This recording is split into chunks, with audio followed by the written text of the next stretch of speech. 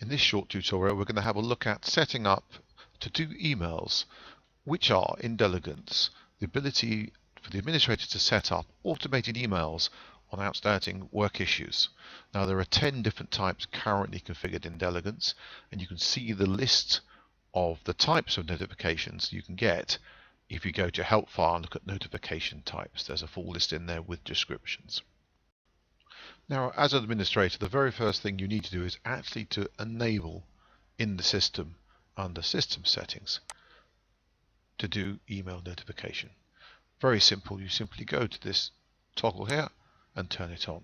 That's a master switch that completely controls whether any emails go out at all. So if you want to immediately stop everything, this is the place to go and to disable that. And then all emails will stop running. Before you can obviously notify, though, you need to set up groups of people to whom you want to send emails. This is pretty straightforward stuff, so let's go ahead and do that first off. So you'll find email notifications under the envelope icon. As an administrator, of course, you need to be logged in as admin to access this. And if I click on email groups here, it'll bring up the possibility of having as many groups as you like. I've got a dummy group set up here. So to set up a new group, you simply add and complete, but I'll edit the existing one we have here.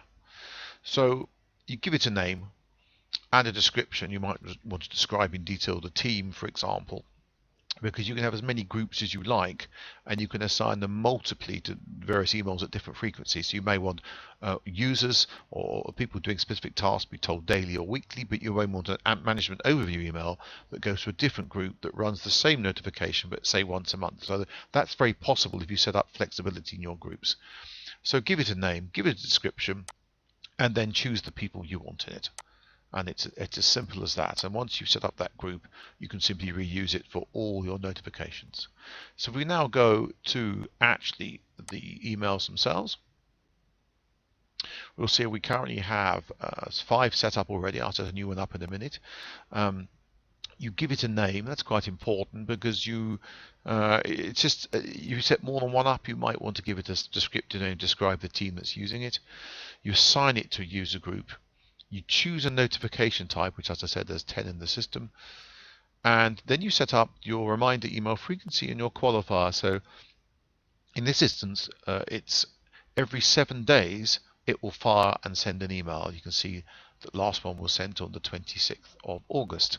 So once you've set that, it's completely automated as long as you set the status to active, which means that you, of course, can go in and deactivate a notification or edit it, of course, if you want to change the frequency. But sometimes you may just want to set them up but not activate them if, for example, you're in the early days of system setup and you haven't backloaded data. Well, there's no point just being harassed by emails when the data's not there yet. So the administrator can do all that. So let's set up a new one.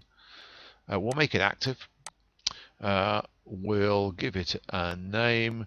Let's say we want an automated report of contracts that are expiring.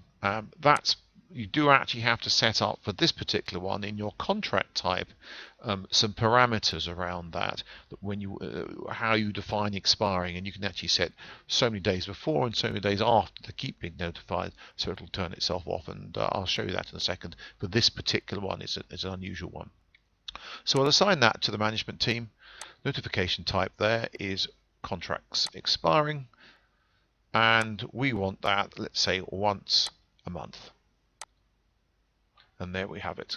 That notification is now saved and notified.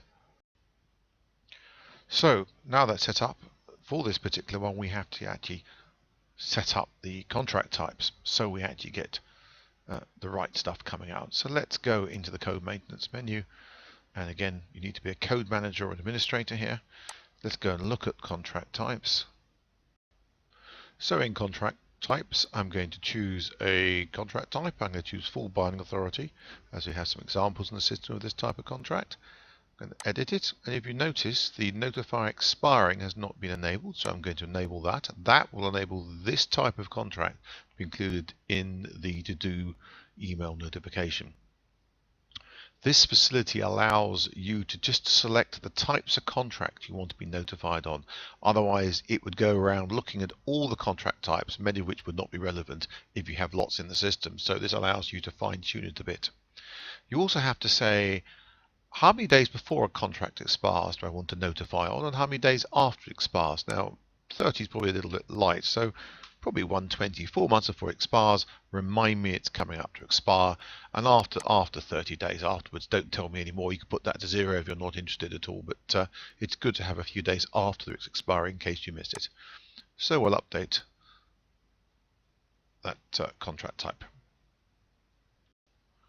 So that's all we need to do with contract types, so let's leave them. And now I run the notifications in the background. I've manually run them, so I can show you some examples of what some of the emails look like and describe the features in the emails. So let's start with a notes diary. You can see a link to the note owner to take you straight to the party or contract that owns that.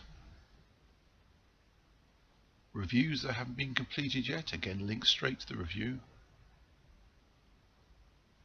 And approvals, again link straight to the approvals.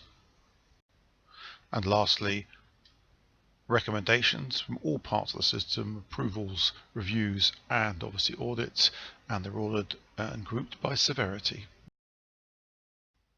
I hope you found this session useful. Subscribe to this YouTube channel and get the latest updates and all the new tutorials as they come out. If you're new to Dellegance, go to dellegance.com and find out why you should be using Dellegance today.